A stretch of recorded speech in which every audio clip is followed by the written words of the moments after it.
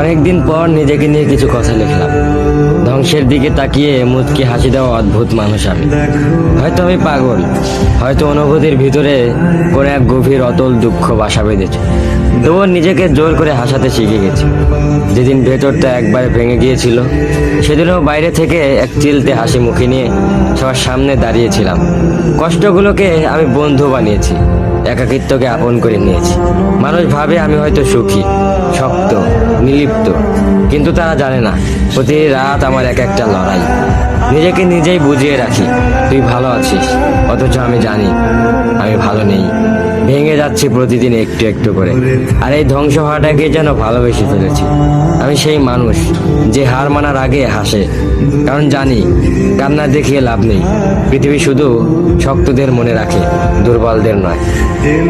তাই আমি অদ্ভুত, আমি অনুভূতির আগুনে পুড়ে যাওয়া নীরব যোদ্ধা।